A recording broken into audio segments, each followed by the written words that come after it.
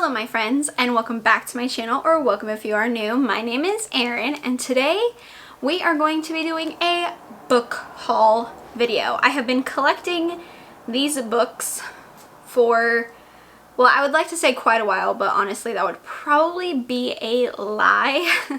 These are probably all the books I bought within July. I think that's correct. Yeah, I'm pretty sure all of these were bought during the month of July. So I've been holding them, wanting to do a book haul video. Okay, so we will talk about my book of the month picks first. This was my July? Yeah, no, my July. Yes, my July book of the month. Oh my god, I'm so confused about what book of the month box these are from, but I believe this is my July box because that makes the most sense. So my main book pick was 56 Days by Catherine Ryan Howard. This is a thriller, and it's actually a COVID related thriller, which I just think is you know, I didn't know if I wanted to read it because I am very traumatized by the panini, okay? I am traumatized, and I didn't know if I wanted to read a book dealing with the panini. However, I think this book is going to make it kind of just, like, it's not the main focus, so that makes me feel a little bit better because I don't know if my my mind could take a book just fully centered around the panini. This book says 56 days ago, Sierra and Oliver meet in a supermarket queue in Dublin and start dating the same week COVID-19 reaches Irish shores. 35 days ago, when lockdown threatens to keep them apart, Oliver suggests they move in together. Sierra sees a unique opportunity for a relationship to flourish without the scrutiny of family and friends. Oliver sees a chance to hide who and what he really is. Today, detectives arrive at Oliver's apartment to discover a decomposing body inside. Can they determine what really happened, or has lockdown created an opportunity for someone to commit the perfect crime? Yeah, I don't know. I don't know. It sounds interesting. I'm glad that this is more of a murder-focused thriller, and that the panini is more of just kind of a plot point. It's not the main plot, which I think is gonna make it easier for me to digest and not freak out or, I don't know, take me out of the story. I haven't seen too many people talk about this one. I have never read anything by Catherine Ryan Howard. I've never read another book by them, so this will be my first time. It sounds weird. It sounds interesting, but like I need to know what happens. Who murdered who? What's the murder? What's going on? What happened? I want to know. So I'm excited to get to it. You know? My next pick for book of the month was Survive the Night by Riley Sager, which I'm not going to go into too much detail about because I just included this in my July wrap-up because I did read this in July. But I really liked it. I'll just say that. I know a lot of people didn't. I was excited to see this when I was doing my book of the month because I really wanted to get my hands on this one because everyone was talking about it. So yeah, I was just happy to get it in my box so I could see what everyone else was talking about and, you know, try to enjoy it and see what I felt about it. But yeah, I was happy to include it in my book of the month. My last book of the month pick is actually a romance because I am trying to get some romance back in my life, in my bookshelf, to just kind of give me a break sometimes when the horror and thrillers get a little too real, a little too depressing, a little too suffocating. Sometimes I just need to read something lighthearted and cute. So I decided to pick Get a Life, Chloe Brown by Talia Hibbert. I have heard people rave about this. I think it sounds very cute. I love romance. You guys know this about me. I like romance a lot, and I like it to be cheesy. I like it to be fun. And this sounds very, very fun. It sounds like it's gonna make me laugh, which is what I'm hopefully going to look for to break up the horrificness that I read on a daily basis. But I will read you the plot. It says, Chloe Brown is a chronically ill computer geek with a goal, a plan, and a list. After almost but not quite dying, she's come up with 7 directives to help her get a life, and she's already completed the first, finally moving out of her glamorous family's mansion. The next items: enjoy a drunken night out, ride a motorcycle, go camping, have meaningless but thoroughly enjoyable sex, travel the world with nothing but hand luggage, and do something bad. But it's not easy being bad, even when you've written step-by-step guidelines on how to do it correctly. What Chloe needs is a teacher, and she knows just the man for the job. Redford Red Morgan is a handyman with tattoos, a motorcycle, and more sex appeal than 10,000 Hollywood heartthrobs. He's also an artist who paints at night and hides his work in the light of day, which Chloe knows because she spies on him occasionally. Just the teeniest, tiniest bit. But when she enlists Red in her mission to rebel, she learns things about him that no spy session could teach her, like why he clearly resents Chloe's wealthy background, and why he never shows his art to anyone, and what really lies beneath his rough exterior. I think it sounds cute.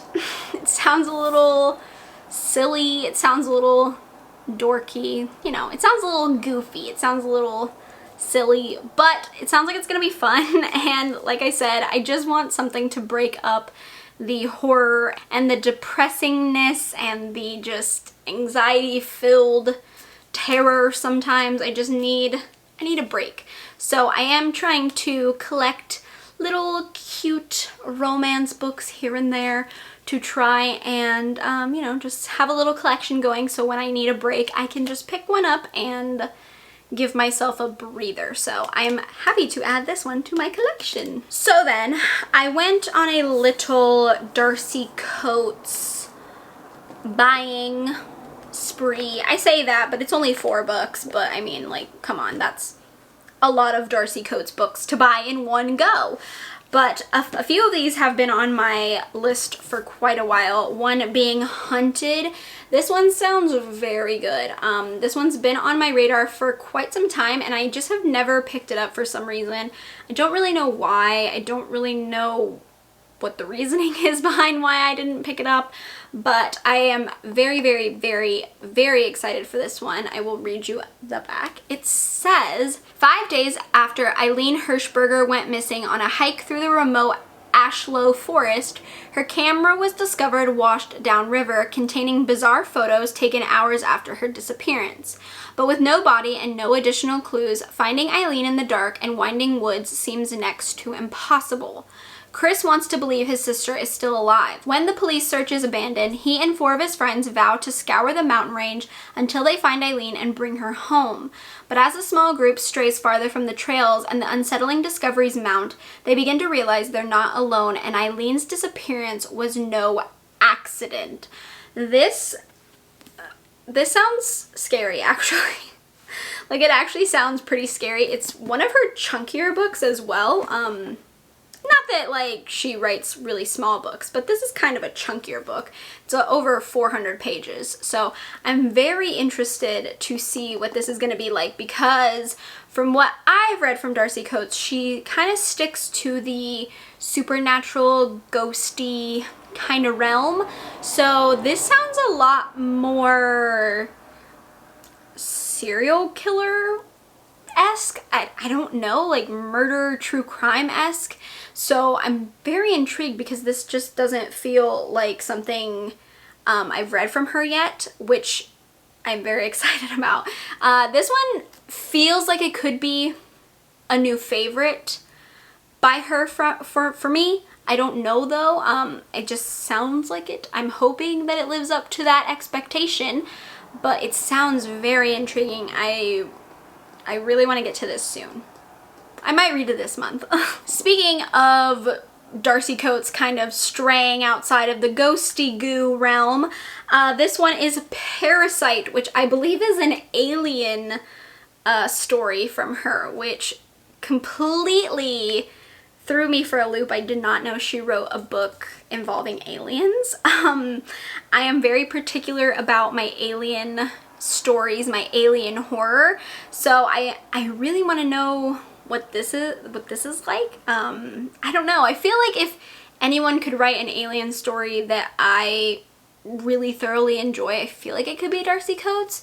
So I don't know. This one, it's very random to me, but also it intrigues me. I also really love the cover.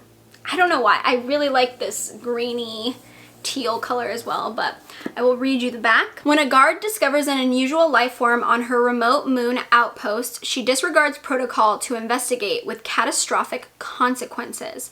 The parasitic alien wears its victim's skin and adopts their personalities. It mimics the way they talk, the way they look, and the way they act. It's the perfect disguise. And by the time humanity realizes it's facing extinction, it's already too late. As the alien's ruthless progress collapses communication networks, wipes out defenses, and leaves hundreds of stations to fend for themselves, a handful of remarkable individuals must find a way to battle the greatest threat the universe has ever encountered, or die trying. I don't know, this, again, these two just sound very out of left field.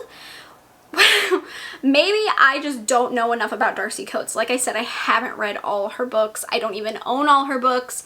That's the goal because I really want to. But from what I can gather, she just seems known for her haunted house stories, her supernatural kind of stories. So this just feels so random, but I'm also very intrigued by it. I don't know. I'm very interested in this one. Next up from Darcy Coates, we have the Fallcroft Ghosts. This one sounds very intriguing. This one actually intrigues me the most out of the haunted house ones that I've read plot-wise, without including Carol Haunt, because Carol Haunt's probably my favorite by her thus far. But this one just seems so intriguing, and I really want to read this one. Let me tell you what it's about. When their mother is hospitalized, Tara and Kyle are sent to stay with their only remaining relatives. Their elderly grandparents seem friendly at first, and the rambling house is full of fun nooks and crannies to explore. But strange things keep happening. A bedroom remains locked at all times, doors slam and curtains shift when no one is inside, and there are whispers of a sister who drowned in the lake long ago. Something is being hidden away, kept safely out of sight, and the children can't shake the feeling that it's watching them. When a violent storm cuts off their only contact with the outside world, Tara and Kyle must find a way to protect themselves from their increasingly erratic grandparents and from the ghosts that haunt the Fallcroft's house. But can they ever hope to escape the unforgivable secret that has ensnared their family for generations? I don't know. It sounds weird. Like it sounds very interesting. This one intrigues me the most haunted house-wise from the ones that I am interested from her, but I want to read all her books, so there's something about this one. I don't know, but there's something about it. And lastly, from Darcy Coates is The Whispering Dead. This is book 1 of the Gravekeeper series. This came out in March, I believe, so it's been a while and I hadn't gotten it yet, which is frustrating. I know, but this one sounds very good. I am excited. I've seen some mixed reviews for it, but I see mixed reviews for most of Darcy Coates's work, and I just tend not to really read them or listen to them because, one, I like to form my own opinion, but two, I feel like I have a very different view of Darcy Coates, so a lot of people don't tend to agree with me on her writing, which is completely fine. I don't really care. But, so I tend to like them more than the average person, I think, so far from what I've read. And, so I feel like I'm gonna really like this one, but other people don't seem to like it. I don't know. I'll read you the back. It says, homeless, hunted, and desperate to escape a bitter storm, Kira takes refuge in an abandoned groundkeeper's cottage. Tucked away at the edge of a cemetery, it's surrounded on all sides by gravestones, some recent, some hundreds of years old, all suffering from neglect. And in the darkness, she can hear the unquiet dead whispering. The cemetery is alive with faint spectral shapes led by a woman who died before her time. And Kira, the only person who can see her, has become her new target. Determined to help put the ghost to rest, Kira digs into the spirit's past life and, with the help of unlikely new friends, discovers a history of deception, ill-fated love, and murder. But the past is not as simple as it seems, and Kira's time is running out. Tangled in a dangerous web, she has to find a way to free the spirit, even if it means offering her own life in return. So, I'm very excited that this is a series because I just finished the Black Winter series by Darcy Coates in July. I just read the last book. So I'm looking forward to reading another series from Darcy. I want to see something different because that one was an apocalypse type series. So I'm excited to see something more supernatural, like in that realm, the ghosty realm, you know? So yeah, I'm excited. I'm excited. And then of course this book will probably not surprise any of you, but it is the Final Girl Support Group by Grady Hendrix. Again, have seen very mixed reviews for this book. A lot of people have liked it and a lot of people didn't like it. So again, I'm unsure. I really enjoy the books that Grady Hendrix writes. My Best Friend's Exorcism and the Southern Book Club oh my god, I mess up every time I say it. The Southern Book Club's Guide to Slaying Vampires. Those are my two favorites. So I'm looking forward to this one. I love the final girl trope. It's my favorite trope in horror. So I'm looking forward to this one. I will read you what it says. In horror movies, the final girl is the one who's left standing when the credits roll. The one who fought back, defeated the killer, and avenged her friends. The one who emerges bloodied but victorious. But after the sirens fade and the audience moves on, what happens to her? Lynette Tarkington is a real-life final girl who survived a massacre 22 years ago, and it has defined every day of her life since. And she's not alone. For more than a decade, she's been meeting with 5 other actual final girls and their therapists in a support group for those who survived the unthinkable, putting their lives back together piece by piece. That is until one of the women misses a meeting and Lynette's worst fears are realized. Someone knows about the group and is determined to take their lives apart again, piece by piece. But the thing about these final girls is that they have each other now, and no matter how bad the odds, how dark the night, how sharp the knife, they will never ever give up. I just think it sounds great. I think it sounds great. I'm very excited for it. I know people have said mixed things. I'm gonna read it and see how I feel about it. I'm not gonna judge it. I just think it sounds good. I'm excited to see how I feel about it after I finish it, and then, you know, I can see if I agree with everyone else. But I think it sounds good. I'm excited for it. I love Grady Hendrix. I'm excited. Next up are the books that I just got in the mail this last week. I just received these. The first one is Piercing by Ryu Murakami. I'm very excited to read more from him. I did read In the Miso Soup and really enjoyed it. So I want to read more from him and just see what it's like, but I will read you the back. Kawashima Masayuki is a successful graphic designer living in Tokyo with his loving wife Yoko and their baby girl. Outwardly, their lives are a picture of happiness and contentment, but every night while his wife sleeps, Kawashima creeps from his bed and watches over the baby's crib with an ice pick in his hand and an almost visceral desire to use it. One particular night, as this struggle unfolds once more, Kawashima makes a decision to confront his demons and sets into motion an uncontrollable chain of events seeming to lead inexorably to murder. I'm sorry, an ice pick? I'm sorry, what? I'm sorry. When I read this plot, I was just,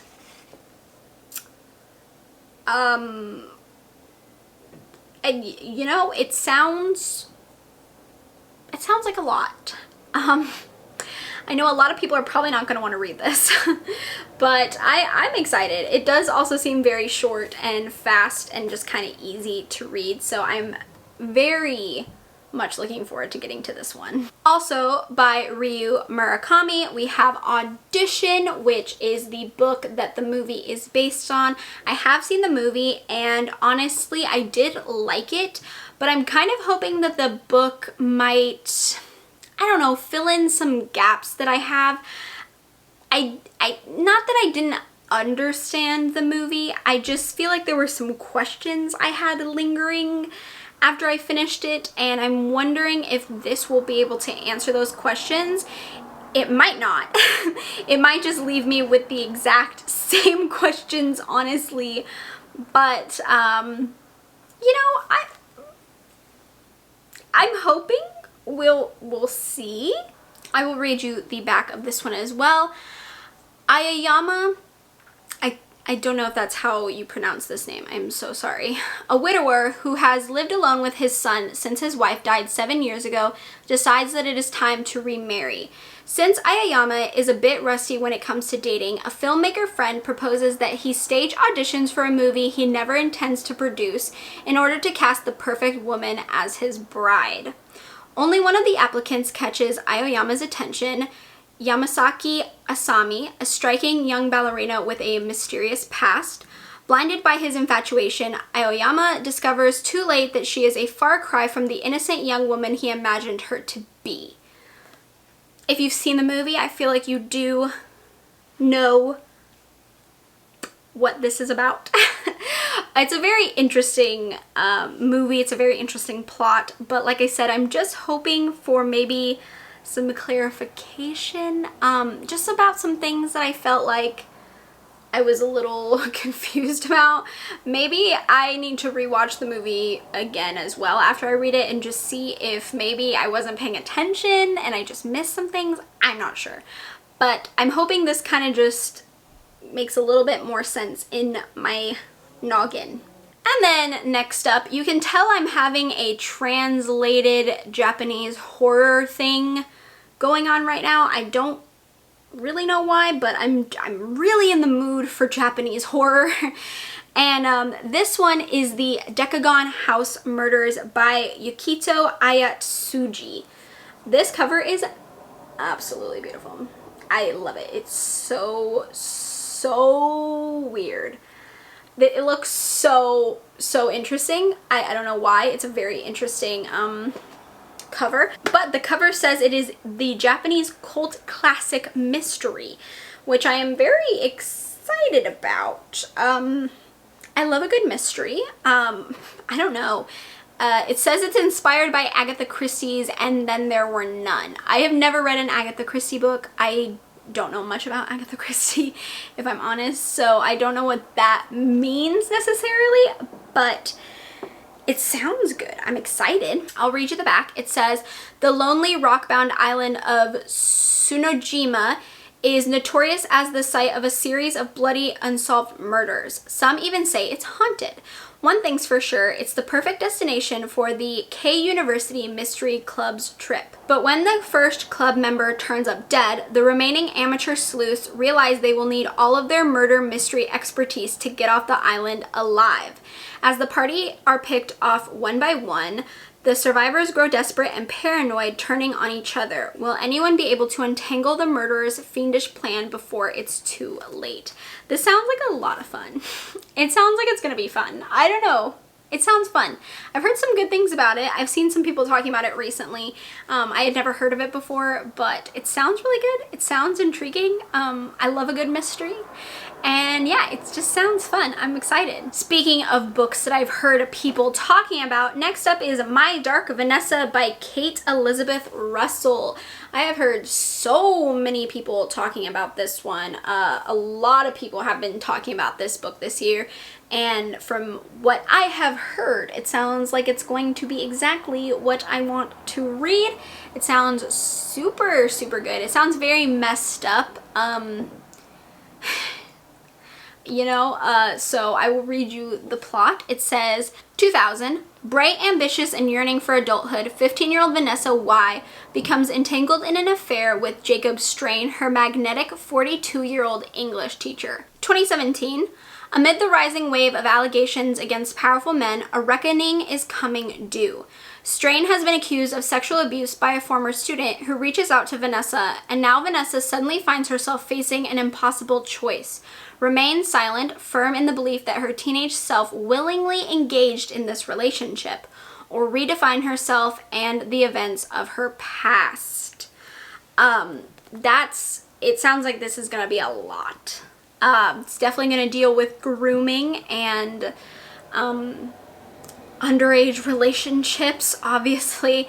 So, you know, if it sounds good to you, just be mindful of that. I've heard it's very dark. I've heard this is very dark. I'm excited to read this. I think it sounds really good. Everyone has really good reviews for this one. A lot of people really, really liked this one. So I'm very excited to dive into it. I think it's going to be a lot, but I think it's going to be good. Next up is 12 Nights at Rotterhouse by J.W. Ocker. I actually bought this one because I watched Nakia's review on it. Nakia from Nakia's Hideaway. I absolutely love her. She is the sweetest, nicest, kindest person ever. She's just so nice. So I am very, very excited to read this one as well. It sounds like it's going to be a lot of fun, and I've seen a lot of people really enjoy this one.